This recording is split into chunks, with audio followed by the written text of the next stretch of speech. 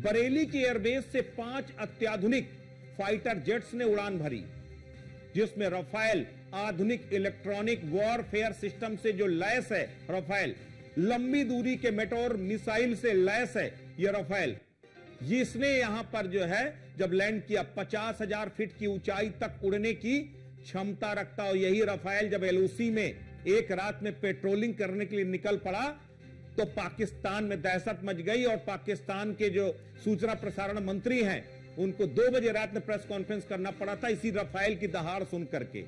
यह रफाल अपने आप में न्यूक्लियर अटैक में बेहद माहिर है।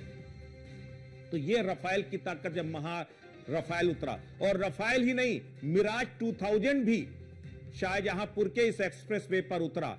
2500 किलोमीटर प्रति घंटे की स्पीड से उड़ने वाला मिराज 2000 डीप स्ट्राइक और फाइटर जेट है। ये न्यूक्लियर वेपन्स को ले जाने में पूरी तरह कैपेबल है।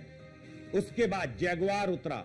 जैगवार की अगर खासियत की बात करें तो ग्राउंड अटैक और एंटी शिप मिशन में प्रयोग होने वाला बेहद सटीक फाइटर जेट है। 1700 किलोमीटर प्रति घंटे की रफ्तार से 36,000 फीट की ऊंचाई में कुलांचे भर सकता है। ये छोटे रनवे में भी ये टेक ऑफ और लैंडिंग कर सकता है। तो ये हिंदुस्तान की ताकत है, जो हिंदुस्तान के एक से बढ़कर एक विमान इस वक्त उतरे। MI-17 का जो वर्जन 5 है, हरकुलिस, जिस हरकुलिस की बहुत चर्चा हुई कि टर्की ने हरकुलिस में जो है गोला बारूद भर के पाकिस्तान को भेजा है, उस तरह के न जाने कितने हरकुलिस हमारे यहां सड़कों पर उतर जाते हैं साहब। तो वहां एयरबेस में उतरता तो अफरा तफरी मचनी लाजमी है। तो ये हिंदुस्तान की ताकत का एक छोटा सा मुजाहिरा है। सुखोई 30 मैदान पर उतरा। अगर सुखोई 30 की बात की जाए तो लंबी दूरी तक हमला करने में सक्षम है। 3000 किलोमीटर तक की उड़ान एक बार में कर सकती है। यह फाइटर जेट रफाल की तरह डबल इंजन वाला फाइटर जेट है। MiG-21 उतरा। MiG-21 चकमा देने में बेहद सातिर फाइटर जेट कहा जाता है इसको। 2500 किलोमीटर प्रति घंटे की रफ्तार से उड़ सकता है।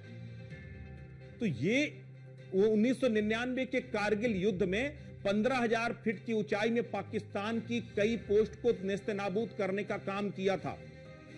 तो ये वो तमाम हेलीकॉप्टर हैं, ये जो तमाम फाइटर जेट हैं जो आज एक साथ उतरे।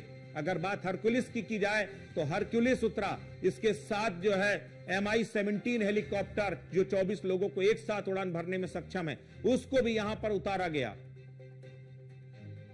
CJ-130, C-130J सुपर हरकुलिस जो बिना रनवे के टेक ऑफ कर सकता है, लैंडिंग करने की क्षमता रखता है, उसको भी इस एक्सप्रेसवे में उतार करके बताया गया कि हिंदुस्तान के ये सारे एक्सप्रेसवे तैयार हैं। और ये उत्तर प्रदेश का ये चौथा एक्सप्रेसवे है जो अब लैंडिंग और टेक ऑफ यानी फाइटर जेट्स के लैंडिंग और टेक ऑफ में पूरी तरह सक्षम बन गया है।